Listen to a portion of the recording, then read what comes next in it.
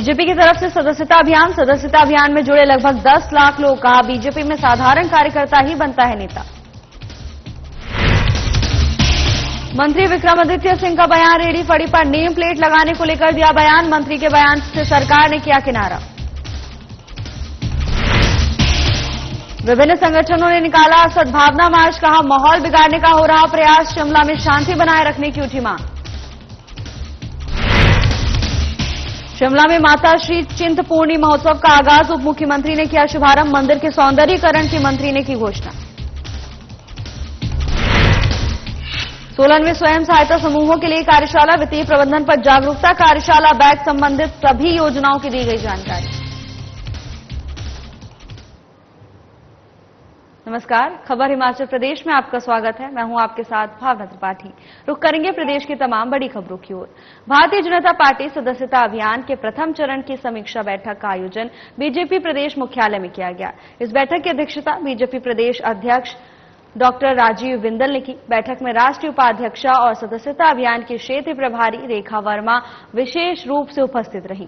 इस बैठक में बीजेपी के पदाधिकारियों सहित सभी जिला अध्यक्ष, मंडल अध्यक्ष, मंडल सदस्यता संयोजक, सभी मोर्चा के जिला अध्यक्ष और महामंत्री, सोशल मीडिया और आईटी विभाग के प्रदेश संयोजक और संसदीय क्षेत्रों के संयोजकों ने भाग लिया।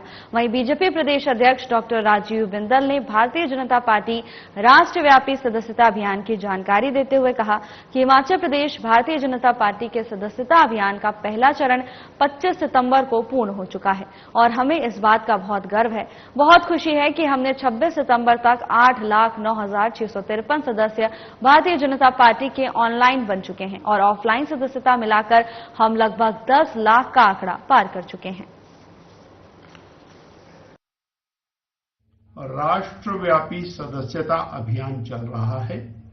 उसी कड़ी में हिमाचल प्रदेश भारतीय जनता पार्टी के सदस्यता अभियान का पहला चरण 25 सितंबर को पूर्ण हो चुका और हमें इस बात का बहुत गर्व है, इस बात की बहुत खुशी है कि पिछले कल तक 8,09,653 सदस्य भारतीय जनता पार्टी के ऑनलाइन बन चुके हैं और ऑफलाइन सदस्यता मिलाकर हम लगभग 10 लाख का आंकड़ा क्रॉस कर चुके हैं। भारतीय जनता पार्टी की जो पूर्व सदस्यता है, उस सदस्यता के आंकड़े को पहले चरण में ही पूरा कर लिया गया। मंत्री विक्रमादित्य सिंह के उस रेहड़ी फड़ी वालों का नेम प्लेट लगाने वाले बयान पर कांग्रेस में घमासान मच गया। कैबिनेट मंत्री विक्रमादित्य सिंह ने 2 दिन पहले एक बयान दिया जिसमें उन्होंने बाहर से आने वाले तहबाजारियों की पहचान करने के लिए नेम प्लेट लगाने की बात कही थी, जिसको लेकर कांग्रेस में भूचाल आ गया। शिमला से लेकर दिल्ली तक इसकी चिंगारी भड़क गई है। हालांकि कांग्रेस के नेता ही अपने इस मंत्री के बयान से खफा हो गए हैं। कांग्रेस के कार्यकारी अध्यक्ष संजय अवस्थी ने अपने ही मंत्री के इस बयान पर सफाई दी। उन्होंने कहा कि इस तरह का बयान उनका व्यक्तिगत हो सकता है, उनके इस बयान से सरकार का कोई लेना देना नहीं, सरकार ने इस तरह का कोई फैसला नहीं लिया है। कांग्रेस के कार्यकारी अध्यक्ष व सीपीएस संजय अवस्थी का कहना है कि स्ट्रीट वेंडर्स नीति के संबंध में समाज के विभिन्न वर्गों से सुझाव लिए गए हैं और इस मामले के हर पहलू पर संवेदनशीलता के साथ विचार किया जा रहा है। उन्होंने कहा कि अभी तक प्रदेश सरकार ने विक्रेताओं द्वारा अपनी दुकानों पर नेम प्लेट या अन्य पहचान अनिवार्य रूप से प्रदर्शित करने के संबंध में कोई निर्णय नहीं लिया है। प्रदेश सरकार स्ट्रीट वेंडर्स से संबंधित मुद्दों का समाधान करने के लिए प्रतिबद्ध है और इस संदर्भ में निर्णय लेने से पूर्व सभी सुझावों पर संवेदनशीलता से विचार किया जाएगा। वो मैं तो ऐसा कहूंगा कि व्यक्तिगत टिप्पणी है और व्यक्तिगत बयान है, वो बेहतर बता सकेंगे कि किस संदर्भ में उन्होंने ये बात कही। लेकिन जहां तक मुद्दे की बात है, जो पीछे बीते दिनों में जो एक विवाद उत्पन्न हुआ और हमारा विधानसभा का सत्र चला हुआ था, उसमें इस विवाद के हल के लिए सभी सामूहिक प्रयास किए गए और ये निर्णय लिया गया कि एक सब कमेटी का गठन किया जाए और सब कमेटी की अध्यक्षता जो है माननीय श्री हर्षवर्धन चौहान जी, जो कि हमारे इंडस्ट्री मिनिस्टर हैं, उनकी अध्यक्षता में कमेटी बनाने का एक फैसला लिया गया, जिसमें भारतीय जनता पार्टी के विधायक और कांग्रेस पार्टी के विधायक उस कमेटी में बतौर सदस्य शामिल होंगे। तो और इस विवाद को लेकर शिमला में अवैध मस्जिद मामले को लेकर उपजे विवाद को लेकर विभिन्न संगठनों ने सीटीओ चौक से लोअर बाजार होते हुए रिज पर स्थित महात्मा गांधी की प्रतिमा तक सद्भावना मार्च निकाला। सद्भावना मार्च में वामपंथी व मुस्लिम संगठनों ने सहित कई अन्य लोगों के शामिल होकर शांति का संदेश दिया। इस दौरान सीपीआईएम के पूर्व में मेयर रहे संजय चौहान ने कहा कि शिमला में लंबे समय से सभी धर्मों के लोग आपस में मिलजुल कर रहते हैं, लेकिन अब विवाद को लेकर माहौल खराब करने की कोशिश की जा रही है। आज शिमला में विभिन्न संगठनों द्वारा सद्भावना मार्च निकाला जा रहा है, जिसमें सभी समुदाय और संगठनों के लोग शामिल हुए हैं और लोगों से शांति की अपील की जा रही है। उन्होंने कहा कि शिमला शांतिपूर्ण प्रदेश है। 1984 के दंगों के दौरान भी सभी वर्ग के लोगों ने यहां पर एकता का परिचय देते हुए आपसी भाईचारे और एकता का परिचय दिया था।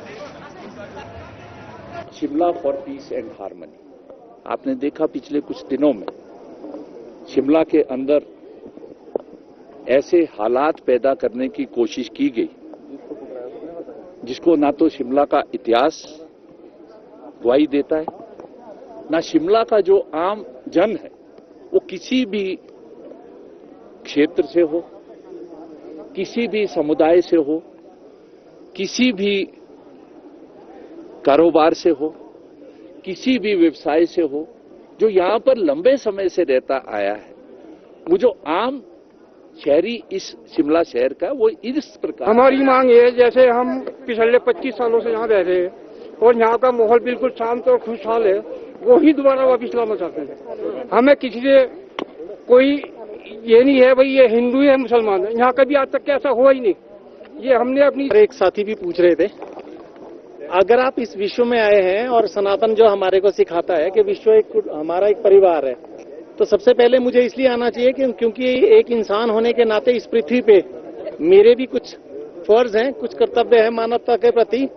दूसरा मेरा फर्ज है इस देश के प्रति, तो कि इस देश को अगर कायम रखना है तो हमारे को ये चीजें उत्पन्न नहीं होने देनी है। अब जब तीसरी जगह पे जब वो आता है, जिस दिन हमारे उस पे जितनी अगर तक कभी भी इस तरह का माहौल नहीं बना है जिसमें कि दो समुदायों में आपसी तकरार पैदा हो जाए, और शिमला का इतिहास रहा है कि यहाँ पर आज तक इस तरह का कोई भी गलत तरह का प्रचार नहीं हुआ, लेकिन कुछ लोगों द्वारा जो आपसी हार्मनी भाईचारे को खत्म करने की कोशिश की जा रही है, इसलिए इस भाईचारे को खत्म ना किया जाए। यहाँ पर जितने भी शिमला उप मुख्यमंत्री मुकेश अग्निहोत्री ने 3 दिवसीय माता श्री चिंतपूर्णी महोत्सव का मेला ग्राउंड अंब में शुभारंभ किया। इस अवसर पर स्थानीय विधायक सुदर्शन सिंह बबलू उनके साथ रहे। उप मुख्यमंत्री ने एसडीएम अंब कार्यालय परिसर में माता श्री चिंतपूर्णी जी की पवित्र ज्योति का स्वागत किया और शोभा यात्रा में भाग लिया। उसके उपरांत उन्होंने मेला मैदान में स्थापित पंडाल में माता श्री चिंतपूर्णी जी की पूजा अर्चना की और जिले वासियों व प्रदेशवासियों के सुख समृद्धि की कामना की। उन्होंने महोत्सव पट्टिका का अनावरण करते हुए सभी को माता श्री चिंतपूर्णी महोत्सव की शुभकामनाएं दी। इस मौके पर उप मुख्यमंत्री ने महोत्सव की स्मारिका का विमोचन किया और कई घोषणाएं की। माता श्री चिंतपूर्णी महोत्सव को राज्य स्तरीय दर्जा देने की उप मुख्यमंत्री ने घोषणा की। साथ ही 250 करोड़ रुपए की लागत से माता श्री चिंतपूर्णी जी के मंदिर का सौंदर्यीकरण करने की घोषणा की। आपकी सीटियां और आपकी तालियां बजा रही है कि आप इसका अनुमोदन करते हैं। और हमारी माता चिंतपूर्णी एक अमीर माता है, एक अमीर माता है हमारी चिंतपूर्णी।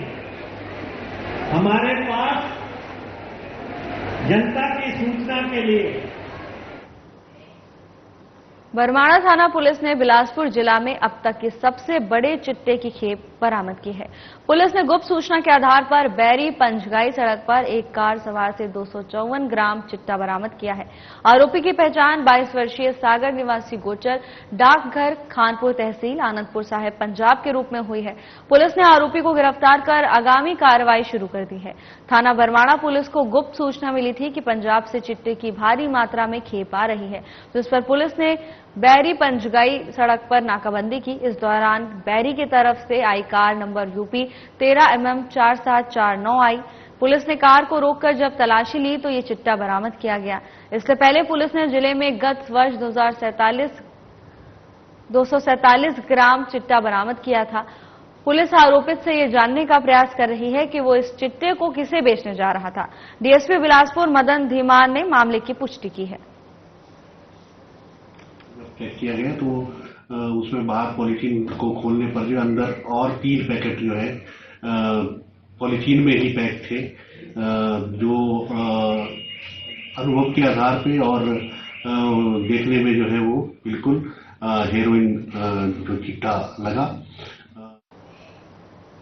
स्वयं सहायता समूहों की महिलाओं को वित्तीय प्रबंधन और केंद्र व प्रदेश सरकार द्वारा बैंकों में चलाई जा रही मुद्रा योजना, जनधन योजना सहित अनेकों योजना के बारे में जागरूक करने के लिए सोलन में एक जागरूकता कार्यशाला का आयोजन किया गया।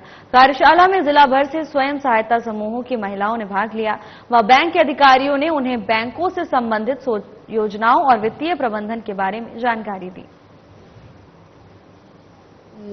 बैंक के बारे में जानकारी लेने के लिए आए थे। यहाँ पर जागरूकता शिविर लगा है। हमें आज यहाँ बताया गया है कि अगर आपने लोन वगैरह लेना हो तो आप किस प्रकार से उसको वेरीफाई कर सकते हैं, और अगर कोई महिला पर्सनल रूप से अपना कार्य चलाना चाहती है तो उसे किस तरीके से लोन दिया जाता है। और एसएचजी की महिलाएं तो लोन लेती रहती हैं, बट वो फिर उनका सब में डिवाइड होता है। बट अगर किसी महिला ने पर्सनल लोन लेना हो तो हम किस तरीके से ले सकते हैं। पर्यटन दिवस 27 सितंबर को मनाया जाता है और इस दिवस के उपलक्ष्य पर वल्लभ कॉलेज मंडी के पर्यटन विभाग द्वारा कार्यक्रम का आयोजन किया गया। कार्यक्रम में मुख्य अतिथि प्रोफेसर रविंद्र, नोडल ऑफिसर अटल और विशिष्ट अतिथि राजीव जानी जांकुश सूद मौजूद रहे।